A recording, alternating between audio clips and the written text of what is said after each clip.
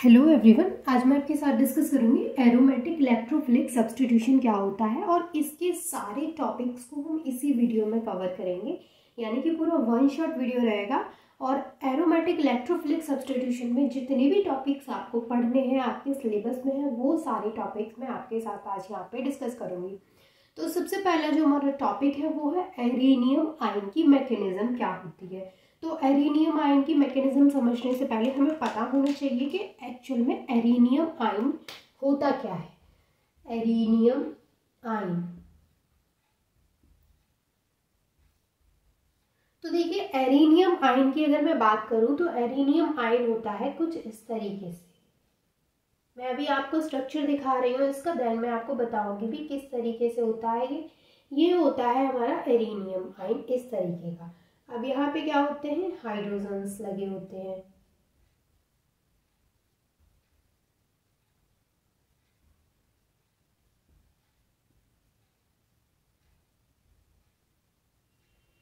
इस तरीके से होता है एरिनियम आयन।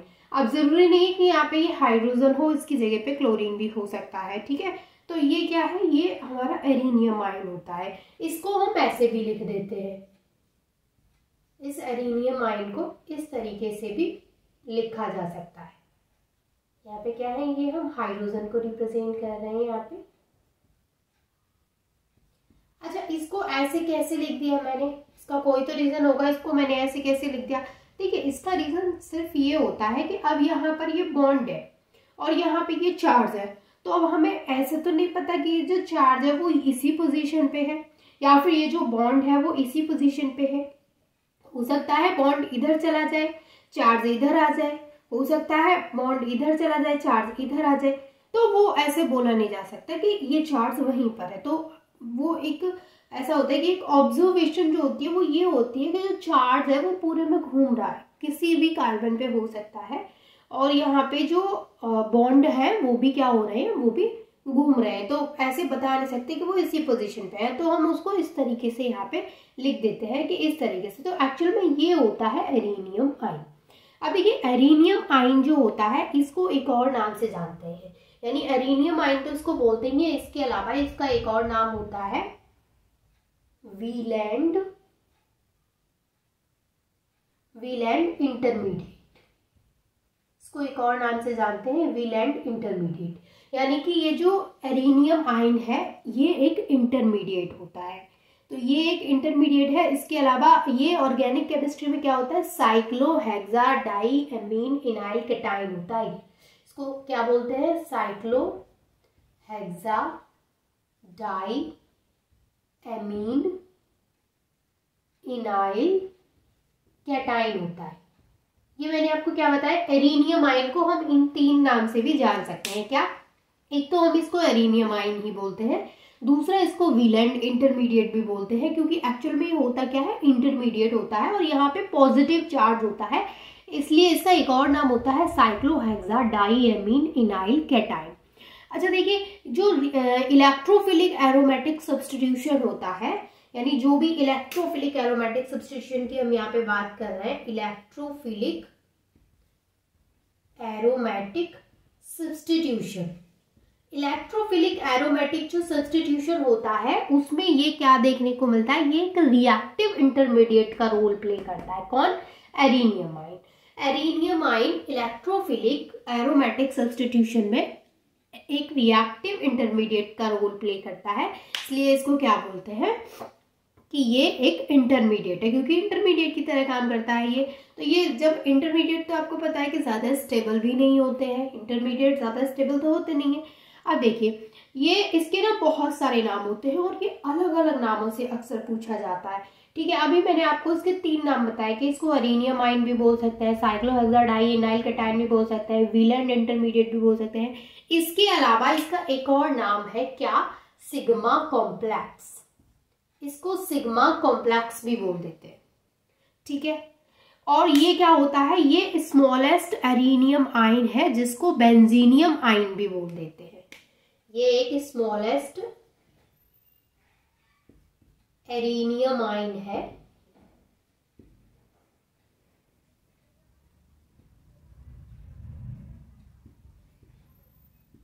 जिसको क्या बोल देते हैं, इज बेंजीनियम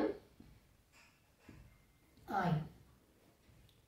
ठीक है, ये एक प्रोटोनेटेड बेंजीन होती है। इसकी मैकेनिज्म मैं आपको बताऊंगी, लेकिन उससे पहले मैंने आपको कुछ इंपॉर्टेंट पॉइंट्स बताए हैं एरिनियम आयन के बारे में, वो आपको दिमाग में रखने हैं। पहली चीज, एरिनियम आयन का स्ट्रक्चर कुछ इस तरीके से होता है, यानी कि पॉजिटिव चार्ज होता है। एरिनियम का मतलब क्या है, रिंग, एरीन की बात हो रही है यहाँ पे, ठीक है। सॉरी। अब देखिए, इसको ना हमें इस तरीके से रिप्रेजेंट करते हैं एरिनियम आयन को, बीच में ऐसे पॉजिटिव चार्ज लगा के और हाफ इस तरीके से सर्कल बनाते हैं। और उससे क्या रिप्रेजेंट होता है कि यहाँ पे जो पॉजिटिव चार्ज है वो किसी भी कार्बन एटम पे हो सकता है और बॉन्ड किसी भी जगह पे शिफ्ट हो सकते हैं। जैसे अभी मैंने यहाँ पे शो किया है ये इस तरीके से, तो जरूर थोड़ी ये चार्ज यहीं हो, ये चार्ज यहाँ भी हो सकता है, यहाँ भी हो सकता है, जरूर थोड़ी ये बॉन्ड यहीं हो, यहाँ भी हो सकता है, यहाँ भी कहीं भी हो सकता है। तो इसलिए हम इसको इस तरीके से रिप्रेजेंट करता है। इसको वीलैंड इंटरमीडिएट भी बोलते हैं। सेकेंड, इसको साइक्लोहेक्साडाई एमीन इनाइल केटाइन भी बोलते हैं। एंड थर्ड, इसको सिग्मा कॉम्प्लेक्स भी बोलते हैं। ये दिखता कैसा है वो मैंने आपको बता दिया। इलेक्ट्रोफिलिक एरोमेटिक सब्स्टिट्यूशन में ये एक रिएक्टिव इंटरमीडिएट का रोल प्ले करता है, यानी ये मैं एक रिएक्टिव इंटरमीडिएट की तरह वहां पे अपीयर होगा। Arenium ion is also called as Wheland intermediate, और इसके अलावा सिग्मा कॉम्प्लेक्स, ये इंपॉर्टेंट है और अक्सर इन नामों से भी इसको पूछा जाता है। कई बार ऐसा होता है कि कुछ रिएक्शंस में एरिनियम आयन इंटरमीडिएट की तरह मतलब इंटरमीडिएट फॉर्म होता है उनमें, तो एक्चुअल में आपसे जो ऑब्जेक्टिव क्वेश्चन होते हैं उसमें ये पूछ लिया जाता है कि ये जो रिएक्शन है बताइए इसमें कौन सा इंटरमीडिएट बनेगा। फिर आपको उसमें बहुत सारे एग्जांपल्स दिए जाएंगे, मतलब 4 दिए जाएंगे, बहुत सारे का मतलब ये नहीं कि बहुत सारे, 4 दिए जाएंगे। तो उसमें से एक एग्जाम्पल, जरूरी नहीं कि वो आपको एरिनियम आयन बोले, वो बोल सकता है सिग्मा कॉम्प्लेक्स, वो बोल सकता है साइक्लोहेक्साडाई एमीन इनाइल केटाइन। तो आपको एक चीज के जितने नाम है वो सारे पता होने चाहिए, जिससे कि जब पेपर होता है थोड़ा कंफ्यूजिंग जब पेपर आता है तो उसमें नाम अलग अलग करके पूछ लेते हैं, ठीक है। अब ये जस्ट बात हुई एरिनियम आयन का इंट्रोडक्शन की कि क्या होता है एरिनियम आयन, एक थोड़ा सा आपको आइडिया लग गया।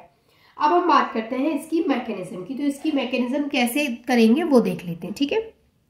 अब हम यहाँ पे बात करेंगे मैकेनिज्म ऑफ एरिनियम आयन की, यानी कि एरिनियम आयन जो है उसकी मैकेनिज्म क्या होती है। तो सबसे पहले हम यहाँ पे एक एग्जाम्पल लेंगे। तो यहाँ पे हम एक ऐसा एग्जाम्पल लेंगे जिसमें क्या बनेगा, एरिनियम आयन फॉर्म होगा, ठीक है। तो यहाँ पे हमने एग्जाम्पल ले लिया, ये हमने क्या ले ली, यहाँ पे बेंजीन ले ली और उसकी रिएक्शन हमने करा दी क्लोरीन के साथ में। और ये जो रिएक्शन है वो किसी कैटलिस्ट की प्रेजेंस में हो रही है। तो कैटलिस्ट क्या है, AlCl3 की प्रेजेंस में हो रही है। तो यहाँ पर मिल रहा है क्लोरोबेंजीन, ठीक है। अब ये जो रिएक्शन है उसमें क्या मिलेगा हमें, एरिनियम आयन का फॉर्मेशन होगा, यानी यहाँ पर एक इंटरमीडिएट बनेगा जो कि कैसा होगा, एरिनियम आयन होगा। तो अगर आप एरिनियम आयन की डेफिनेशन लिखना चाहें तो लिख सकते हैं, the resonance stabilized carbocation intermediate of electrophilic aromatic substitution of arene is called the arenium ion, ठीक। अब बात करते हैं हम इसकी मैकेनिज्म की, क्योंकि डेफिनेशन आप लिखेंगे या नहीं लिखेंगे बिल्कुल भी ज़्यादा इम्पोर्टेंट नहीं है, बट आपको क्या है कि पूरा एरिनियम आयन क्या होता है, कितने नाम होते हैं, ये सारी चीज़ें लिख देंगे, उसकी मैकेनिज्म लिख देंगे तो पूरे मार्क्स मिलेंगे, एक भी मार्क्स आपका कट नहीं किया जाएगा। लेकिन सिर्फ आप डेफिनेशन लिख देंगे, एग्जाम्पल नहीं लिखेंगे, मैकेनिज्म नहीं लिखेंगे तो आपको पूरे नंबर नहीं मिलेंगे, ठीक है। चलिए, अब इसकी मैकेनिज्म में सबसे पहला जो वर्क होता है वो होता है क्लोरीन का। तो देखिए यहाँ पे 2 क्लोरीन है इस तरीके से, और इन पे क्या है, ये इलेक्ट्रॉन्स है, लोन पेयर ऑफ इलेक्ट्रॉन्स है इन पे। ये रिएक्ट करता है कैटलिस्ट AlCl3 के साथ में। जब ये कैटलिस्ट AlCl3 के साथ में रिएक्ट करता है तो यहाँ से क्या होता है कि ये एक बॉन्ड बना लेगा AlCl3 के साथ में। तो ये कुछ इस तरीके से देखने को मिलेगा हमें, ये दोनों Cl हो गए और यहाँ से ये बॉन्ड बना लेगा AlCl3 के साथ में। ये क्या है, इस पे इलेक्ट्रॉन्स है, ठीक है। अब क्या होता है कि जब ये AlCl3 के साथ में बॉन्ड बना लेगा तो इस पे क्या है, माइनस चार्ज।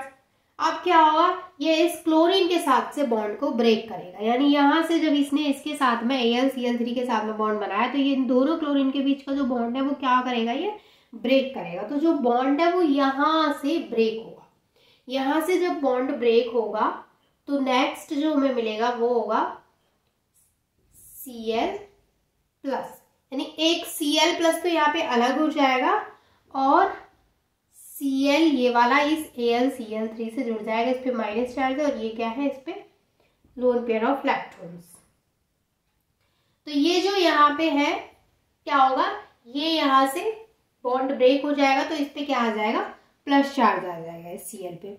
अब क्या होगा यहाँ पे कि ये जो मिला है यहाँ पे ये जो मिला है, अब इसमें से क्या होगा, इसमें से ये Cl अलग हो जाएगा और AlCl3 फिर से वापस हो जाएगा, क्योंकि आपको पता है कि जो कैटलिस्ट होता है वो क्या करता है, वो किसी भी रिएक्शन में पार्टिसिपेट नहीं करता। या फिर मैं अगर आपको इसको थोड़ा और अच्छे से क्लियर करवाऊं तो ये रिएक्शन में पार्टिसिपेट तो करेगा, यानी कि रिएक्शन जब हो रही है तो भाई कुछ ना कुछ तो रोल इसका रहता है। ये रिएक्शन में क्या रोल रहता है कि ये रिएक्शन की स्पीड को इंक्रीज करता है। लेकिन एक्चुअल में क्या होता है कि जो कैटलिस्ट जितना आपने यूज किया है रिएक्शन में वो उतना वापस रिएक्शन कंप्लीट होने के बाद मिल जाता है। यानी वो अगर थोड़ा भी उसमें खर्च हुआ होता तो फिर थोड़ा सा तो कम मिलता, लेकिन ऐसा नहीं होता है। वो बिल्कुल भी जितना आप यूज करेंगे वो at the end of the reaction, जब रिएक्शन कंप्लीट हो जाएगी तो आपको उतना ही वापसी मिल जाएगा।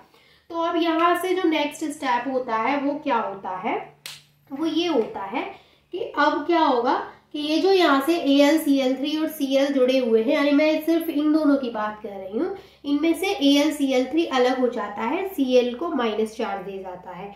तो Cl पे क्या आ जाता है, माइनस चार्ज, और उस पे लोन पेयर ऑफ इलेक्ट्रॉन्स पहले से ही है सॉरी।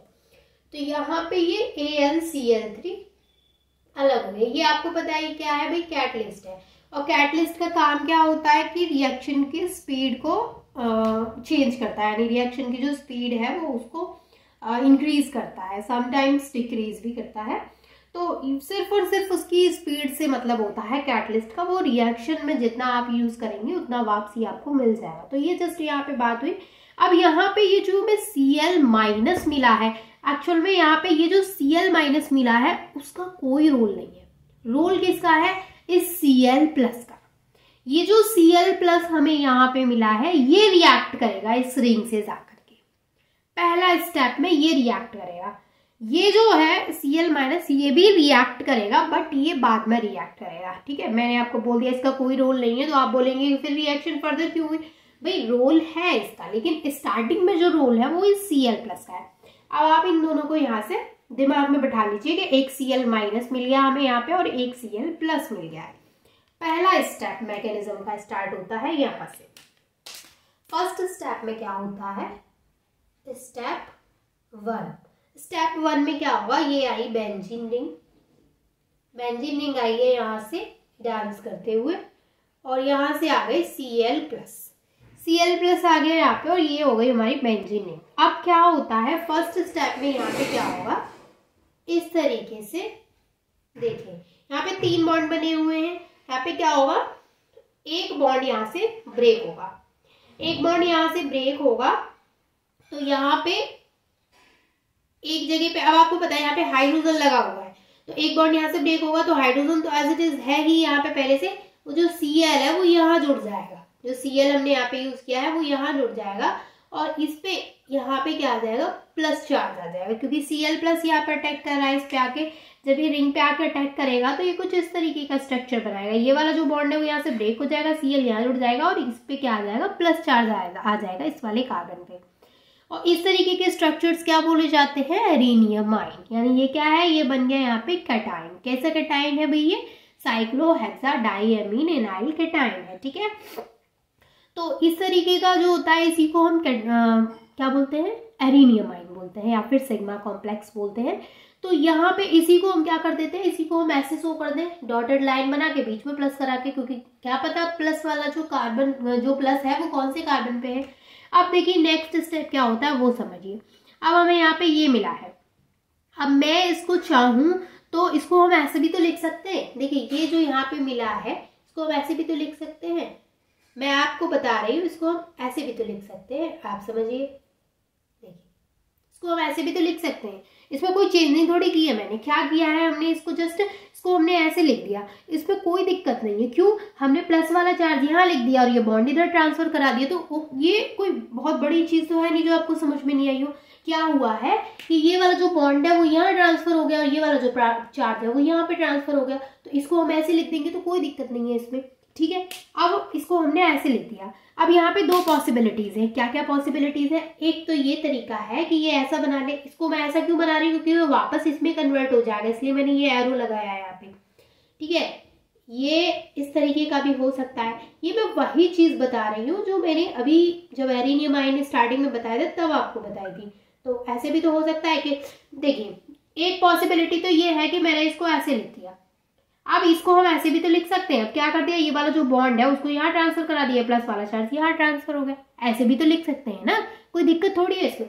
ऐसे नहीं लिखना चाहे तो हम इसको ऐसे लिख सकते हैं, आप कैसे लिख सकते हैं इसको, इस तरीके से, यहाँ पे ये चार्ज है और ये यहाँ पे हो गया हाइड्रोजन और ये हो गया यहाँ पे क्लोरीन, इसको हम ऐसे भी लिख सकते हैं, ये वाला स्ट्रक्चर तो सेम ये वाला मिल गया। कहने का मतलब ये है कि ये एरिनियम आयन हमें मिला, इस रिएक्शन में जो इंटरमीडिएट हमें मिला वो ये मिला। अब इसको हम ऐसे भी लिख सकते हैं, ऐसे भी लिख सकते हैं, दोनों तरीके से हम इसको लिख सकते हैं, कोई दिक्कत वाली बात तो है नहीं है इसमें, कैसे भी लिख दो।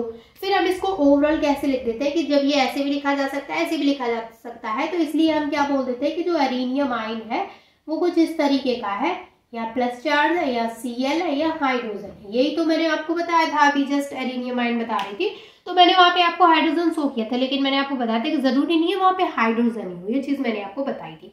तो हम इसको ऐसे लिख देते हैं, मैंने आपको ये चीज बताई थी।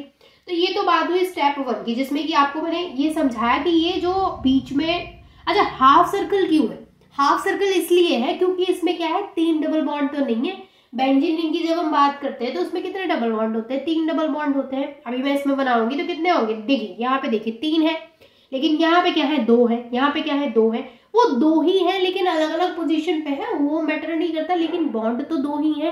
तो ये क्या बोला जाएगा, ये बोला जाएगा इस तरीके का हाफ सर्कल वाला एरिनियम आयन होता है और कैटायन होता है, उस पर पॉजिटिव चार्ज होता है, ठीक। ये तो बात हुई स्टेप 1 की। स्टेप 2 में क्या होता है, स्टेप 1 क्लियर है आपको, जहां समझ में नहीं आ रहा है वहीं पे मुझे रोक के पूछ सकते हैं आप।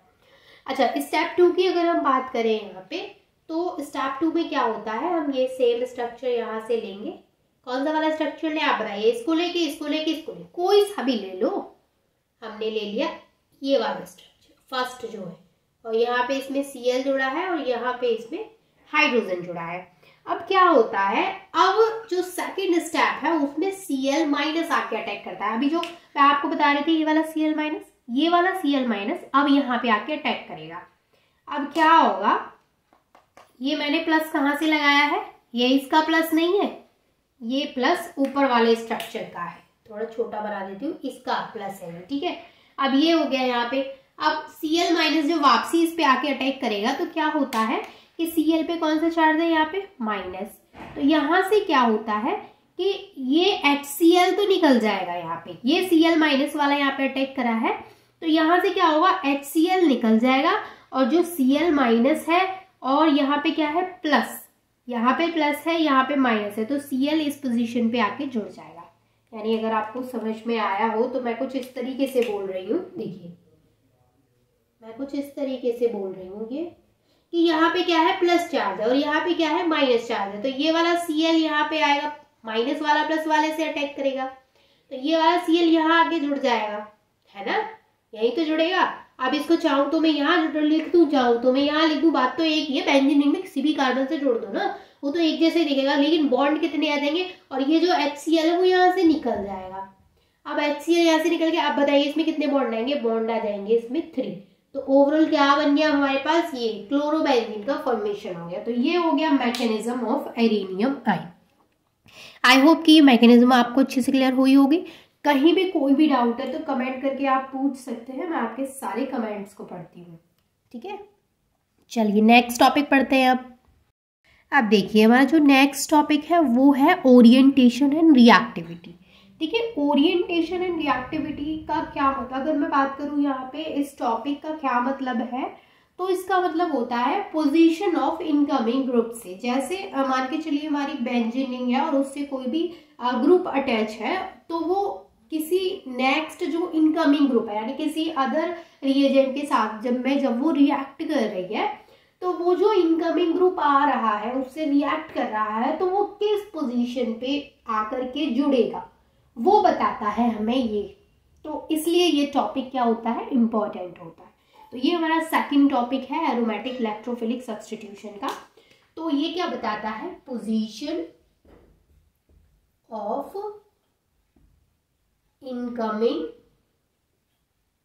ग्रुप, ये इनकमिंग ग्रुप की पोजीशन को बताता है। अब देखिए कुछ तो ऐसे होते हैं जैसे रिंग से कोई सब्स्टिट्यूएंट जुड़ा है और वो अदर रिएजेंट के साथ में जब रिएक्ट कर रहा है, तो कुछ ऐसे वहां पे रिएजेंट होते हैं, कुछ ऐसे ग्रुप्स होते हैं जो कि इनकमिंग ग्रुप्स को ऑर्थो एंड पैरा पोजीशन पे जुड़वा देते हैं, तो उसको बोलते हैं हम ऑर्थो पैरा। यानी इसमें दो टाइप मिलेंगे आपको। पहला टाइप होगा ortho para directing groups, ortho para directing groups.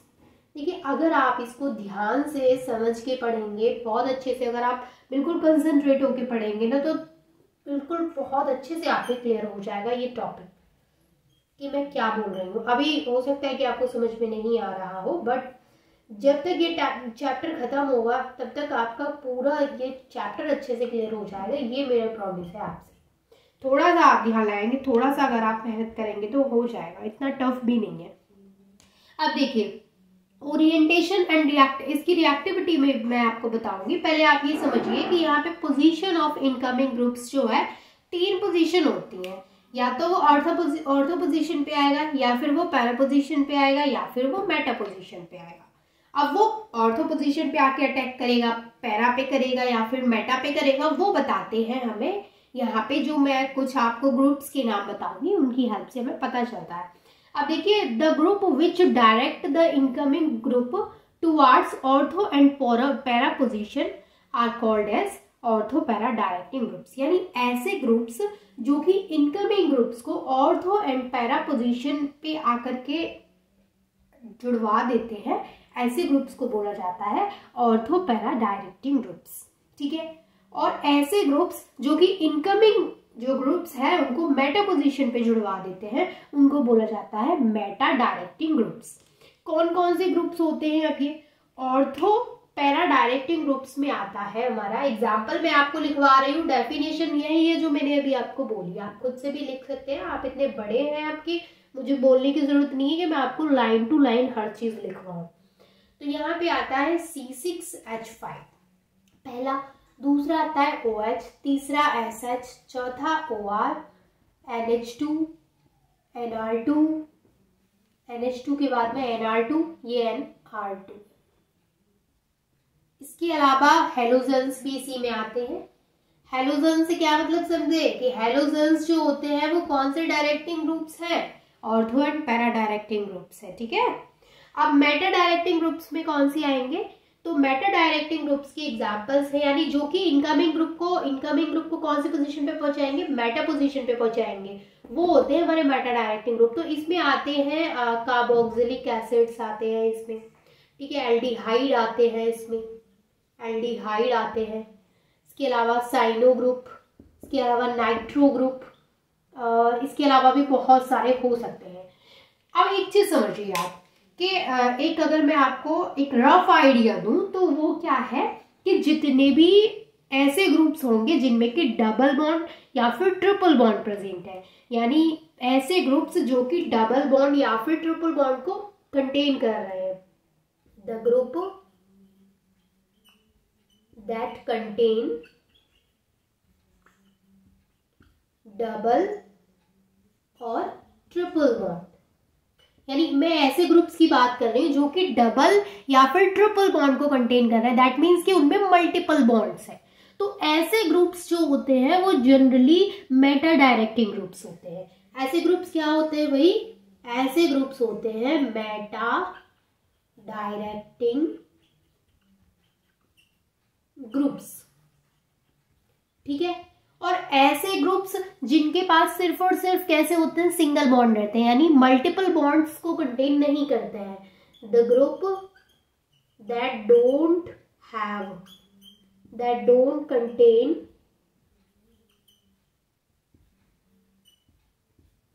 Multiple bond,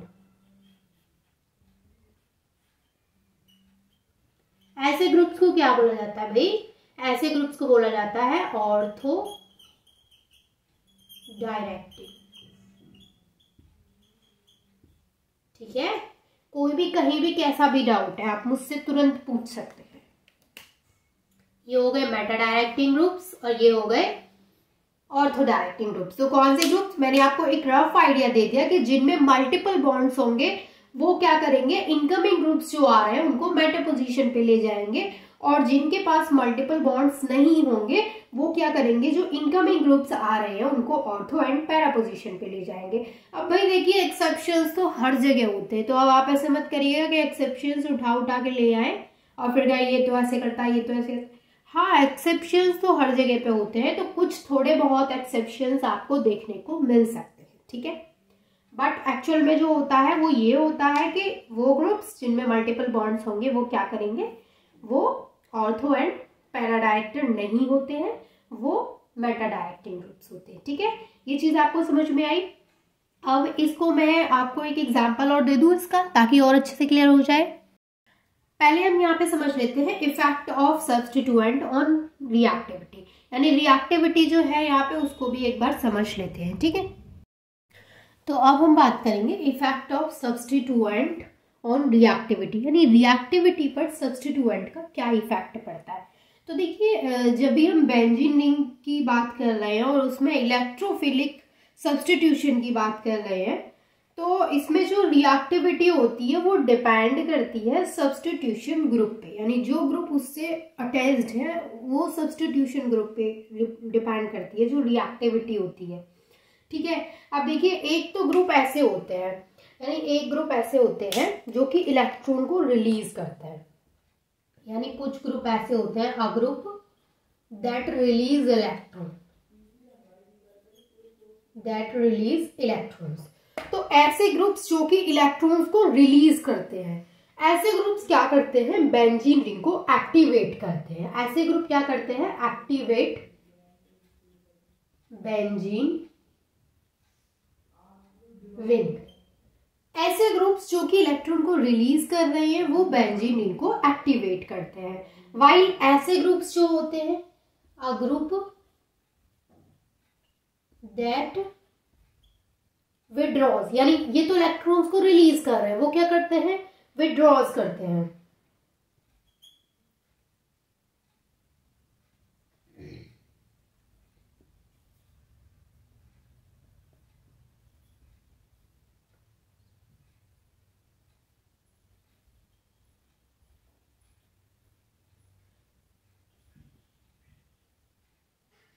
Which draws electron,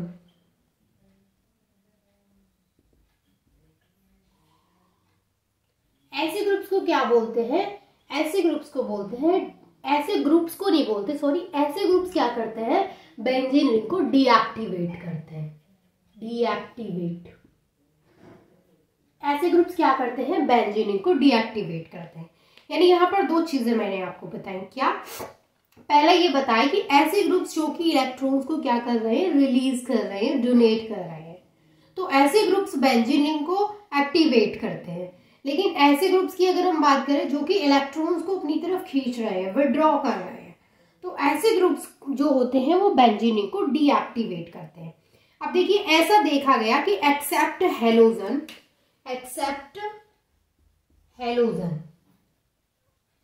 halogen को छोड़ के बाकी जो ऑर्थो पैरा डायरेक्टिंग ग्रुप्स होते हैं वो बेंजीन रिंग को एक्टिवेट करते हैं, यानी all ortho para directing groups क्या करते हैं, बेंजीन रिंग को एक्टिवेट करते हैं, activate the benzene ring, activated the ring. ये जस्ट बात हुई ऑर्थो पैरा डायरेक्टिंग ग्रुप की। लेकिन सभी मेटा डायरेक्टिंग ग्रुप जो होते हैं वो रिंग को क्या करते हैं, डीएक्टिवेट करते हैं। ऑल मेटा डायरेक्टिंग ग्रुप्स क्या करेंगे भाई, डीएक्टिवेटेड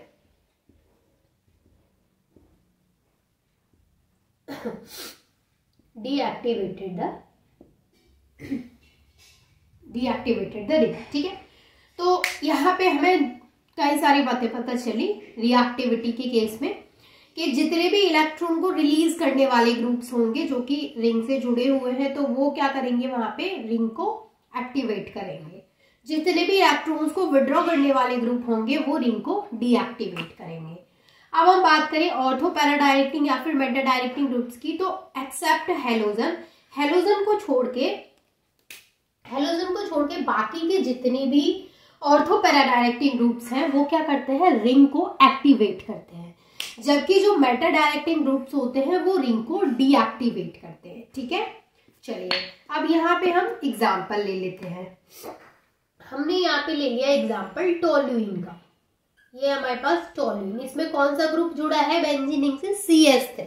ये क्या है, टोल्यूइन। टोल्यूइन जब रिएक्ट करता है कंसंट्रेटेड सल्फ्यूरिक एसिड के साथ में एंड कंसंट्रेटेड HNO3 के साथ में, यानी इसका हम क्या करा रहे हैं, नाइट्रेशन करा रहे हैं। ठीक है, तो ये concentrated sulphuric acid and concentrated HNO3 के साथ में रिएक्ट करता है। तो ये जो इनकमिंग ग्रुप्स आएंगे यहाँ पे वो किस पोजीशन पे जाएंगे, आप बताएंगे मुझे, क्योंकि अभी जिस मैंने आपको बताया था कि जो इनकमिंग ग्रुप्स होते हैं वो डिपेंड करते हैं कि वहां पे जो ग्रुप है वो कौन सा ग्रुप है। तो कौन कौन से ग्रुप है, मैंने आपको एग्जाम्पल बताए थे, कुछ ऐसे ग्रुप्स बताए थे जो कि ऑर्थो पैरा डायरेक्टिंग ग्रुप से, और कुछ ऐसे ग्रुप्स बताए थे जो कि मेटा डायरेक्टिंग ग्रुप से। तो ये जो है हमारा CS3 जुड़ा है इससे, तो ये कौन सा ग्रुप, ये जो ग्रुप आएंगे, इनकमिंग ग्रुप्स जो आएंगे वो कौन से होंगे, ortho and para directing groups होंगे। तो यहाँ पे जो प्रोडक्ट हमें मिलेगा वो ऑर्थो एंड पैरा पोजीशन वाला मिलेगा। वाइल अगर हम दूसरे एग्जाम्पल की बात करते हैं इसी में, जिसमें कि हमने ले लिया NO2 नाइट्रोबेंजीन, इसको क्या बोलते हैं भाई, इसको बोलते हैं नाइट्रोबेंजीन NO2। अब NO2 आपको पता है कि ये जो नाइट्रो ग्रुप है वो हमने किस में पढ़ा था, मेटा डायरेक्टिंग ग्रुप में पढ़ा था। तो ये भी सेम, इसका भी हम क्या कराएंगे, इसको भी हम सेम कंडीशन में रिएक्ट कराएंगे कंसंट्रेटेड सल्फ्यूरिक एसिड के साथ में एंड कंसंट्रेटेड नाइट्रिक एसिड के साथ में। टेम्परेचर जो होगा यहाँ पे वो ओवर 300 डिग्री सेल्सियस होगा। ठीक है, और यहाँ पे क्या होगा, जो ग्रुप आएगा, नेक्स्ट जो ग्रुप आएगा वो कौन सी पोजीशन पे आएगा भाई, वो आएगा मेटा पोजीशन पे। यही होती है Meta position, ortho para and Meta, यही होती है ना मेटा पोजीशन। तो जो इनकमिंग ग्रुप्स आया है वो कहाँ पे आया है, मेटा पोजीशन पे आया है। ठीक है, तो यहाँ पे ये पोजीशन जो है वो कौन सी पोजीशन है, मेटा। ये होती है ऑर्थो, ये होती है मेटा, ये होती है पैरा। यहाँ पे भी आएगा तब भी ये मेटा पोजीशन होगी, ये वाली पोजीशन पे आएगा तो ये यहाँ पे पैरा पोजीशन होगी, ये वाली पे आएगा तो यहाँ पे ये ऑर्थो पोजीशन होगी। यानी ये दोनों पोजीशन पे आएगा तो वो ऑर्थो पोजीशन है, इन दोनों पोजीशन पे आएगा या तो इस पे आएगा तभी हम उसको मेटा पोजीशन बोलेंगे, इस पे आएगा तभी हम उसको मेटा पोजीशन बोलेंगे, और इस पे आएगा तो हम उसको पैरा पोजीशन बोलेंगे। और ये जो मैंने यहाँ पे लगाया है वो क्या है, गलत पोजीशन पे लगा दिया, मेटा पोजीशन पे मैंने इसको अटैच करवा दिया है, जबकि ये पैरा पोजीशन पे आएगा। ठीक है, मैंने बोला सही था लेकिन मैंने उसको जो अटैच करवाया है वो ऑर्थो पोजीशन पे और मेटा पोजीशन पे करा दिया था। अब देखिए यहाँ पे जो प्रोडक्ट मिला है वो ortho position and para position वाला है, और यहाँ पे मिला है वो मेटा पोजीशन वाला है, और ये यहाँ पे NO2 है। ठीक है, तो ये हो गए इसके दो एग्जाम्पल्स जो कि आप अपनी रिएक्शन में जब भी इसको आप वहां पे बताएंगे ओरिएंटेशन एंड रिएक्टिविटी के, तो वहां पे ये दोनों एग्जाम्पल्स आपको जरूर देने। ठीक है, पोजीशन में कंफ्यूज मत होना, और जैसे मैंने बोला सही था लेकिन लिखा गलत था वैसे भी नहीं करना है, क्योंकि वैसे करेंगे तो मार्क्स कट जाएंगे। फिर आप सोचेंगे हमें तो सही पता है, हमें तो पता है पैरा पोजीशन कौन सी होती है, हमने सही किया था, लेकिन वो क्या होता है कभी कभी हम कुछ सोच कुछ रहे होते हैं, लिख कुछ देते हैं और बोल कुछ रहे होते हैं। ठीक है, तो ये वाली पोजीशन पैरा पोजीशन नहीं होती भैया, ये मेटा पोजीशन होती है, और ये जो होती है वो पैरा पोजीशन होती है। तो ये ऑर्थो पोजीशन हो गया, ये पैरा पोजीशन हो गया और ये मेटा पोजीशन हो गया। ये यहाँ की जगह यहाँ भी आ सकता है, तब भी ये क्या होगा, मेटा पोजीशन होगा। ठीक है, अब हम यहाँ पे नेक्स्ट टॉपिक की बात करते हैं जो कि है एनर्जी प्रोफाइल डायग्राम। तो अब जो हमारा टॉपिक है वो है एनर्जी प्रोफाइल डायग्राम। देखिए एनर्जी प्रोफाइल डायग्राम कैसे बनाते हैं, उससे पहले हम क्या करेंगे, एक रिएक्शन यहाँ पे कराएंगे। तो सबसे पहले हम करा लेते हैं रिएक्शन, जिसमें कि ये है हमारे पास benzene ring.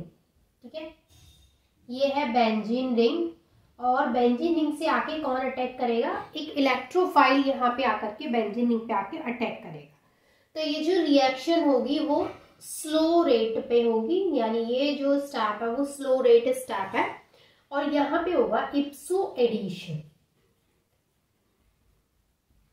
इप्सो addition, ipso addition क्या होता है उसको मैं अभी इसके बाद नेक्स्ट टॉपिक में आपको इप्सो अटैक बताऊंगी कि किस तरीके से इप्सो एडिशन होता है।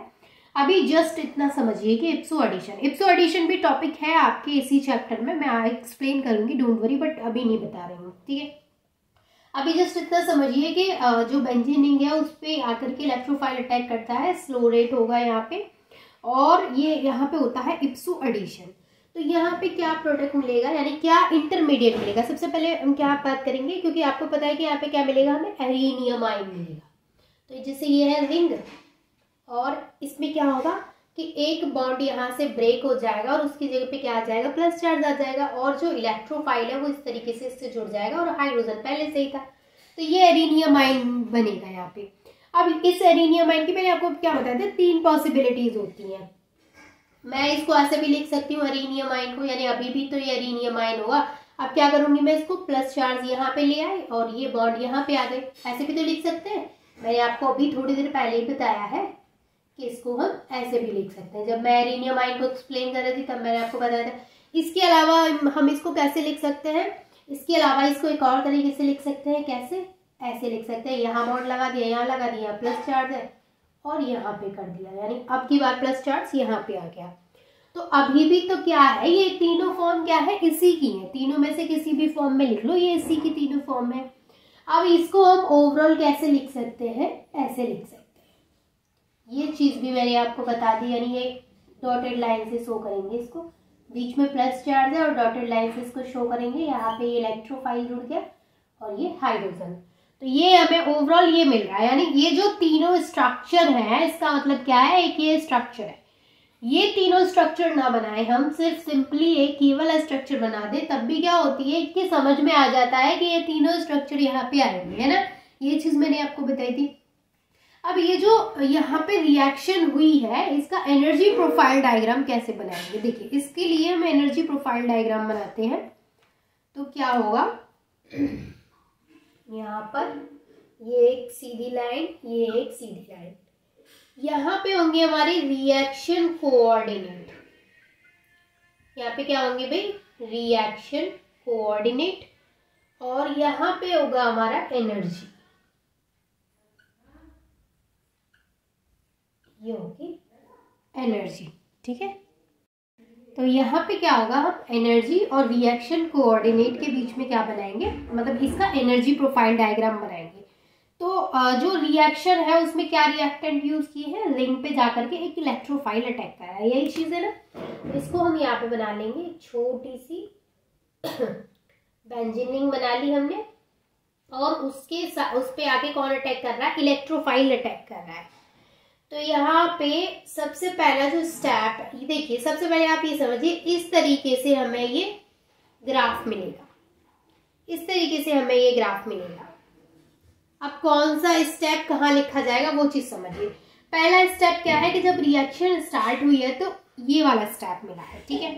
दूसरा स्टेप क्या होता है, सेकंड स्टेप में जो होता है वो ये होता है, यहाँ पर ये वाला स्ट्रक्चर आएगा, बीच में प्लस चार्ज और ये डॉटेड लाइन। पहले देखिए ये रिंग बनाई है मैंने और बीच में प्लस चार्ज, यानी ऐसा स्ट्रक्चर बनाया मैंने, लेकिन ऐसा स्ट्रक्चर तो मैंने यहाँ पे बनाया है, लेकिन जो यहाँ पे हाइड्रोजन के साथ बॉन्ड है वो तो एकदम बॉन्ड आपको बिल्कुल एकदम सीधी लाइन से बनाना है, लेकिन यहाँ पे जो ई है वो डॉटेड लाइन से शो हो रहा है, आपको दिख रहा है यहाँ पे जो ई है वो मैंने डॉटेड लाइन से बनाया। आई थिंक आपको थोड़ा अच्छे से नहीं पता चल रहा होगा, क्या फायदा, मैं भी यहाँ पे मेहनत करूँ, आपके भी समझ में नहीं आए। चलिए दोबारा से बना देते हैं।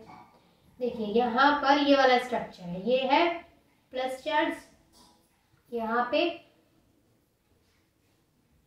पे हाइड्रोजन है और यहाँ पे जो इलेक्ट्रोफाइल जुड़ा है। अब देखिए इलेक्ट्रोफाइल जो है वो पूरे तरीके से जुड़ा नहीं है। इसका मतलब क्या है बच्चों, यहाँ पे जो इलेक्ट्रोफाइल है वो पूरे तरीके से जुड़ा नहीं है, क्योंकि इलेक्ट्रोफाइल को हमने कैसे शो किया है, डॉटेड लाइन से शो किया है। ठीक है, तो ये हो गया यहाँ पे ये वाला स्टेप। अच्छा मैंने इसको यहाँ लिखा है तो आपको समझना है ये यहाँ आएगा। मैंने सिर्फ आपके समझने के लिए इसको यहाँ पे लिखा है ताकि आपको प्रॉपर विजिबल हो वीडियो में। ठीक है सॉरी। अब जो नेक्स्ट स्टेप होता है, यानी यहाँ पर जो प्रोडक्ट मिला है हमें वो क्या है, वो है ये प्लस चार्ज है सेम और बीच में डॉटेड लाइन है। अब यहाँ पे दिखाई दे रहा है कि जो ई का जो इलेक्ट्रोफाइल का जो बॉन्ड है इस रिंग के साथ वो तो पूरे तरीके से फॉर्म हो चुका है। यानी यहाँ पर बॉन्ड फॉर्म नहीं हुआ है, फॉर्म हो रहा है, लेकिन यहाँ पर जो बॉन्ड है वो फॉर्म हो चुका है, बॉन्ड बन चुका है। अब यहाँ पर जो थर्ड वाला स्टेप है इसमें क्या होता है भाई, इसमें भी प्लस चार्ज है। अब यहाँ पे क्या होगा कि जो इलेक्ट्रोफाइल है उसका बॉन्ड तो फॉर्म हो गया, अब ये इस हाइड्रोजन के साथ बॉन्ड ब्रेक कर रहा है। यानी यहाँ पर देखिए हाइड्रोजन का जो बॉन्ड है वो डॉटेड लाइन से शो हो रहा है। इसका मतलब ये बॉन्ड हाइड्रोजन के साथ में ब्रेक हो रहा है और इलेक्ट्रोफाइल के साथ में पूरे तरीके से बॉन्ड बन चुका है। तो यहाँ पर जब ये हाइड्रोजन से बॉन्ड को ब्रेक करेगा तो H+ निकलेगा, है ना, निकलेगा कि नहीं। चलिए अब ये यहाँ से इस तरीके से, अब क्या होगा जब ये यहाँ से हाइड्रोजन निकल जाएगा तो ये E रह जाएगा, यहाँ पे हाइड्रोजन तो बॉन्ड तोड़ के निकल जाएगा, यानी हाइड्रोजन तो निकल जाएगा H+, और यहाँ पे क्या आ जाएंगे, ये 3 बॉन्ड आ जाएंगे। ठीक है, समझ में आया कैसे एनर्जी प्रोफाइल डायग्राम हमने इसका ड्रॉ किया है। फर्स्ट स्टेप में क्या हुआ है, इलेक्ट्रोफाइल ने उसके साथ में बॉन्ड फॉर्म करना स्टार्ट किया है, बट अभी बॉन्ड फॉर्म हुआ नहीं है। वो चीज आपको समझनी है कि अभी बॉन्ड फॉर्म, ये ना थोड़ा इस तरीके से आएगा, इस तरीके से, तो अभी बॉन्ड यहाँ पे फॉर्म हुआ नहीं है, बट फॉर्म होना स्टार्ट हो गया है। यहाँ पे क्या हुआ है, बॉन्ड फॉर्म हो चुका है, और यहाँ पे क्या हो रहा है, बॉन्ड ब्रेक हो रहा है हाइड्रोजन के साथ से। हाइड्रोजन से बॉन्ड ब्रेक कर रहा है तो वो H+ बन के निकल रहा है। अब यहाँ पे देखिए जो बॉन्ड फॉर्मेशन है, जो बॉन्ड फॉर्मेशन है वो क्या, जो बॉन्ड फॉर्मेशन होता है तो वो एंडोथर्मिक रिएक्शन होती है। क्या होती है भाई, मैं यहाँ पे लिख दूं, बॉन्ड फॉर्मेशन जो हो रहा है, फॉर्मेशन, ये कौन सी रिएक्शन है, एंडोथर्मिक, एंडोथर्मिक रिएक्शन है। ठीक है, और जहां पे बॉन्ड का क्या हो रहा है भाई, क्लीवेज हो रहा है, यानी यहाँ पे तो बॉन्ड फॉर्मेशन हुआ था, यहाँ पे क्या हो रहा है, बॉन्ड ब्रेकिंग, बॉन्ड ब्रेकिंग हो रहा है, तो ये क्या है, एक्सोथर्मिक रिएक्शन है, एक्सोथर्मिक रिएक्शन है। यानी बॉन्ड फॉर्मेशन जो हो रहा है वो एंडोथर्मिक रिएक्शन है, बॉन्ड ब्रेकिंग जो हो रहा है वो एक्सोथर्मिक रिएक्शन है। अब कुछ बच्चों को तो यही नहीं पता होगा कि एंडोथर्मिक और एक्सोथर्मिक क्या होती है। तो देखिए एंडोथर्मिक रिएक्शंस वो रिएक्शंस होती हैं जिनमें क्या होती है, एनर्जी की नीड होती है, जिनको एनर्जी देनी पड़ती है। तो जब बॉन्ड फॉर्म करवाना है तो वहां पे एनर्जी देनी पड़ेगी। और एक्सोथर्मिक रिएक्शंस वो होती हैं जिनको एनर्जी देनी नहीं पड़ती, उनमें से एनर्जी इवॉल्व होती है, उनमें से एनर्जी बाहर निकलती है। तो जब बॉन्ड ब्रेक होगा तो उसमें से एनर्जी बाहर निकलेगी, तो वो एक्सोथर्मिक रिएक्शन होगी। तो ये टॉपिक हमारा यहीं पे खत्म होता है, एनर्जी प्रोफाइल डायग्राम। आई होप कि ये टॉपिक आपको क्लियर हो गया होगा। अब हम नेक्स्ट टॉपिक की बात करते हैं। तो जो नेक्स्ट टॉपिक है हमारा वो है ऑर्थो पैरा रेशियो। देखिए ऑर्थो पैरा रेशियो जो होता है, इसमें क्या पढ़ना होता है कि कोई भी रिएक्शन हो रही है तो जो रिंग है, वहां पे जो एरोमेटिक रिंग है उस पे जब इलेक्ट्रोफाइल आकर के अटैक कर रहा है तो ऑर्थो एंड पैरा, वहां पे 2 प्रोडक्ट हमें मिल रहा है, यानी एक तो ऑर्थो पोजीशन वाला और एक दूसरा पैरा पोजीशन वाला। तो इसमें क्या होता है कि ये देखना होता है कि कौन सा प्रोडक्ट ज्यादा मिल रहा है, जैसे ऑर्थो पोजीशन वाला ज्यादा मिल रहा है या फिर पैरा पोजीशन वाला, यानी कौन सा मेजर है और कौन सा माइनर क्वांटिटी में मिल रहा है। तो ये बताता है हमें ऑर्थो पैरा रेशियो। तो इसके लिए कुछ चीजें होती हैं कि अगर हमें वो पता चल जाए तो उसके थ्रू हम ये बता सकते हैं कि कौन सा प्रोडक्ट उसमें मेजर बनेगा, ऑर्थो पोजीशन वाला मेजर बनेगा या फिर पैरा पोजीशन वाला मेजर बनेगा। तो यहाँ पे ये हमें क्या बताता है, simply ortho and para ratio is the ratio, ortho and para ratio is the ratio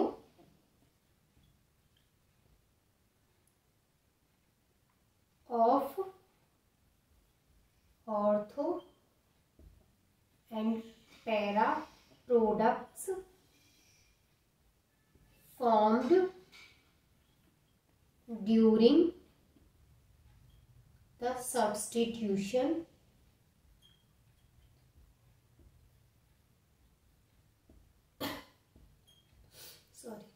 by the electrophile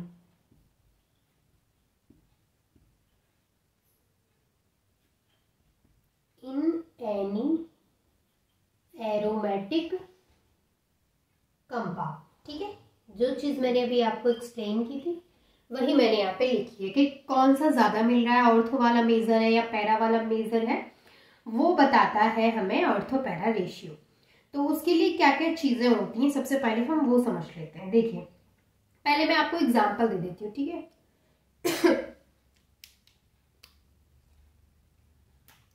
जैसे हमारे पास एग्जांपल है यहाँ पे,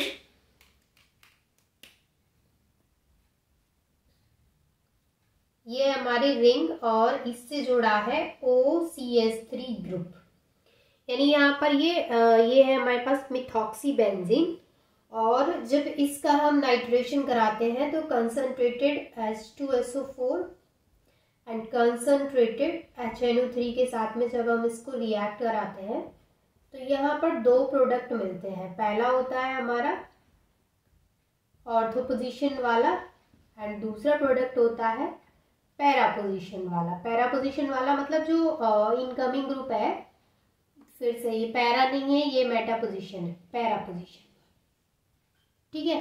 तो यहाँ पे ये ऑर्थो पोजीशन वाला है और ये पैरा पोजीशन वाला प्रोडक्ट है। तो हमें कैसे पता चलेगा कि कौन सा प्रोडक्ट ज्यादा बनेगा? अब चलिए इस केस में तो मैं आपको बता देती हूँ कि ये वाला जो यहाँ पे प्रोडक्ट है वो 30 to 40% बनेगा और ये वाला जो यहाँ पे प्रोडक्ट है वो 60% बनेगा।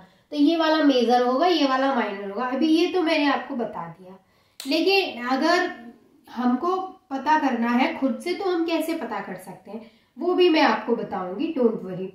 तो सबसे पहले इसके लिए हम क्या करेंगे, देखिए जो साइज होता है ग्रुप्स का, जो ग्रुप वहां पे प्रेजेंट है उस ग्रुप का साइज जितना ज्यादा बड़ा होगा वो यानी पैरा पोजीशन के डायरेक्टली प्रोपोर्शनल होता है size of group.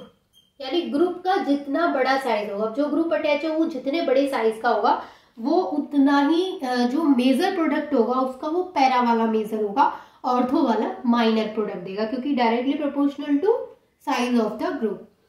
Second, para position वाला ग्रुप जब ज्यादा मिलेगा हमें, पैरा पोजीशन वाला प्रोडक्ट जब ज्यादा मिलेगा जब जो इलेक्ट्रोफाइल का साइज है वो बड़ा है, साइज ऑफ इलेक्ट्रोफाइल। इलेक्ट्रोफाइल यानी इलेक्ट्रोफाइल जो वहां पे आकर के अटैक कर रहा है उस इलेक्ट्रोफाइल का जितना बड़ा साइज होगा वो उतना ही ज्यादा पैरा पोजीशन वाला प्रोडक्ट देगा और उतना ही कम ऑर्थो पोजीशन वाला प्रोडक्ट देगा। या फिर ये कहें, ऐसे भी समझ लें कि इलेक्ट्रोफाइल जितने छोटे साइज का होगा वो उतना ही कम पैरा पोजीशन वाला प्रोडक्ट देगा और उतना ही ज्यादा ऑर्थो पोजीशन वाला प्रोडक्ट देगा। तो यहाँ पे para position size of electrophile and size of group के डायरेक्टली प्रोपोर्शनल होता है। इसके अलावा पैरा पोजीशन वाला जो प्रोडक्ट है वो इनवर्सली प्रोपोर्शनल होता है कीलेशन के, यानी जितना ज्यादा कीलेशन वहां पे होगा उतना ही कम पैरा प्रोडक्ट मिलेगा, यानी ऑर्थो प्रोडक्ट उतना ही ज्यादा मिलेगा। तो ऑर्थो जो होगा वो ऑर्थो प्रोडक्ट डायरेक्टली प्रोपोर्शनल होगा कीलेशन के, ठीक है। तो ये चीज आपको इम्पोर्टेंट है, नोट करनी है। अब मैं आपको एक एग्जांपल और करा देती हूँ इसका, जैसे अभी मैंने आपको एक एग्जांपल कराया ऑर्थो एंड पैरा रेशियो का, एक और कर लेते हैं। इसमें क्या लेते हैं हम, टोलुइन लेते हैं CH3, अब देखिए CH3 जब हम यहाँ पे लेंगे तो यहाँ पे CH3 जुड़ा है इससे बेंजीन रिंग से, तो इसको बोलेंगे टोल्यूइन, और इसका भी हम क्या कराएंगे, नाइट्रेशन कराएंगे। तो इसको भी सेम कंसंट्रेटेड सल्फ्यूरिक एसिड के साथ में एंड कंसंट्रेटेड नाइट्रिक एसिड के साथ में रिएक्ट कराएंगे। तो यहाँ पर सेम दो प्रोडक्ट मिलेंगे हमें, एक तो होगा ऑर्थो पोजीशन वाला और दूसरा होगा यहाँ पे पैरा पोजीशन वाला। एक ऑर्थो पोजीशन का प्रोडक्ट है, दूसरा यहाँ पे पैरा पोजीशन का प्रोडक्ट है। तो कौन सा प्रोडक्ट यहाँ पे मेजर बनेगा, ये वाला प्रोडक्ट यहाँ पे मेजर बनेगा, क्योंकि आपको पता है कि जो साइज ऑफ द ग्रुप होता है वो डायरेक्टली प्रोपोर्शनल होता है पैरा पोजीशन के, और वो इनवर्सली प्रोपोर्शनल होता है ऑर्थो पोजीशन के। तो जितना बड़ा साइज होगा वो उतना ही ज्यादा पैरा प्रोडक्ट देगा, और जितना छोटा साइज होगा वो उतना ही ज्यादा ऑर्थो प्रोडक्ट देगा। तो इस रिएक्शन में ऑर्थो प्रोडक्ट ज्यादा मिलेगा। या फिर अगर हम इलेक्ट्रोफाइल देखेंगे तो भी इलेक्ट्रोफाइल के केस में जितना बड़ा इलेक्ट्रोफाइल वहां पे होगा, साइज ऑफ इलेक्ट्रोफाइल की अगर हम बात कर रहे हैं तो पैरा प्रोडक्ट ज्यादा देगा, बड़ा होगा तो छोटा होगा तो ऑर्थो प्रोडक्ट ज्यादा होगा। तो ये हो गया ऑर्थो पैरा रेशियो। आई होप कि ये टॉपिक भी आपको अच्छे से क्लियर हो गया होगा। अब जो हमारा नेक्स्ट टॉपिक है इसमें वो है इप्सो एडिशन या फिर इप्सो अटैक। अभी जो मैंने आपको एक एनर्जी प्रोफाइल डायग्राम बताया था उसमें मैंने आपको इप्सो एडिशन यानी कि इप्सो अटैक के बारे में बताया था। तो अब मैं आपको बताऊंगी कि एक्चुअल में इप्सो एडिशन होता क्या है। अब देखिए इप्सो एडिशन क्या होता है, the position which is already occupied by another substituent in an aromatic ring is called as ipso position. यानी इप्सो पोजीशन एक ऐसी पोजीशन होती है जो कि ऑलरेडी ऑक्यूपाइड होती है, अनदर सब्स्टिट्यूएंट अनदर ग्रुप वहां पे लगा हुआ है, तो उसको बोलते हैं कि वो इप्सो पोजीशन है। अब उस इप्सो पोजीशन पे अगर कोई आकर के अटैक करता है, कोई इलेक्ट्रोफाइल आता है और उस पोजीशन पे आकर के अटैक कर रहा है, तो उसको बोलेंगे इप्सो अटैक। ठीक है, उसको क्या बोलेंगे, इप्सो अटैक, क्योंकि वो इप्सो पोजीशन पे अटैक कर रहा है। Attack on this position is called इप्सो attack या फिर इप्सो सब्स्टिट्यूशन। ठीक है, उस पोजीशन पे अगर अटैक हो रहा है तो उसको बोलेंगे कि वो इप्सो सब्स्टिट्यूशन हो रहा है। इसमें चलिए एक एग्जांपल ले लेते हैं। इसका एग्जांपल है प्रोटो डाई एल्काइलेशन। इसका जो एग्जांपल है वो है protodealkylation of alkyl benzene. क्या कराएंगे, अल्काइल बेंजीन का प्रोटो डाई एल्काइलेशन कराएंगे। ये है इसका एग्जांपल। इसमें क्या होता है, ये है हमारे पास बेंजीन रिंग, से जुड़ा है CCS3 का होल थ्राइस यानी टर्सरी ब्यूटाइल। अब H+ आता है यहाँ पे, अटैक करता है, इप्सो अटैक करता है। ये कौन सा अटैक होगा भाई, इप्सो अटैक होगा ये, क्योंकि इप्सो पोजीशन पे होगा तो ये क्या है, इप्सो अटैक। तो यहाँ पे क्या होता है, जब ये यहाँ पे अटैक करेगा तो सबसे पहले आपको पता है कि एरिनियम आयन बनेगा, तो हम इस तरीके से हाफ सर्कल और प्लस चार्ज से शो करेंगे। तो यहाँ पे क्या है, जो H है वो इस पोजीशन पे आके अटैक करेगा जहां पे पहले से सब्स्टिट्यूएंट लगा हुआ है।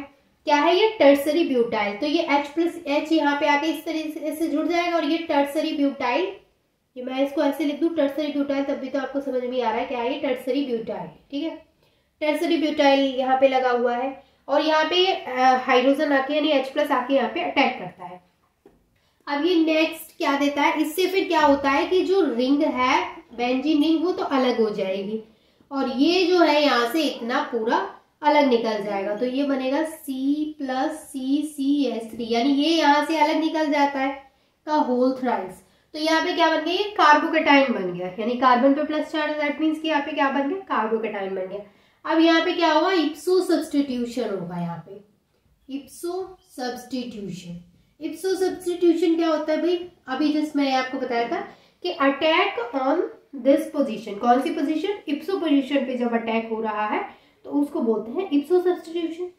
यहाँ पे अब क्या होगा कि ये जो कार्बन है, कार्बन से आपको पता है 3 CH3 जुड़े हुए हैं, तो हम इस तरीके से 3 CH3 यहाँ पे जोड़ देते हैं, एक CH3 ये और यहाँ पे आके डबल बॉन्ड, और जो H+ है यहाँ से वो अलग हो गया। क्या आएगा, ये CH2 आएगा, CH2 आएगा। यहाँ पे ये पहले देखिए यहाँ पे क्या है, कार्बोकेटाइन बना था, इस पे प्लस चार्ज है। अब यहाँ से इसका सब्स्टिट्यूशन कराया तो H+ यहाँ से निकल गया, H+ निकल गया तो इन दोनों कार्बन कार्बन के बीच में क्या आ गया, डबल बॉन्ड आ गया। तो ये जो यहाँ पे फॉर्म हुआ है इसको बोलते हैं 2-मिथाइल प्रोपीन। ठीक है, इसको क्या बोलते हैं, 2-मिथाइल प्रोपीन। तो ये आप चाहे तो इसको एक और तरीके से लिख सकते हैं, वो कैसे कि जैसे मैंने आपको यहाँ पे दिखाया है कि यहाँ पे H+ निकला है, तो आप चाहे तो इसको ऐसे भी लिख सकते हैं डायरेक्ट, यानी इतना ना लिख के, ये मैंने आपको समझने के लिए आपको बताया है। इसकी जगह पे आप यहाँ पे क्या लिख लेंगे, C double bond CH2 CH3 CH3, ये भी आप लिख सकते हैं कि ये यहाँ पे फाइनल ये मिला है। तो ये किसका एग्जाम्पल है, इप्सो एडिशन का एग्जाम्पल है। तो ये वीडियो काफ़ी लेंथी हो गया है, इसलिए इसका जो पार्ट 2 है उसमें बचे हुए टॉपिक्स को मैं आपके साथ डिस्कस करूँगी। आज के लिए सिर्फ इतना ही। आई होप कि ये सारे टॉपिक्स आपको अच्छे से क्लियर हो गए होंगे। And thank you so much for watching this video.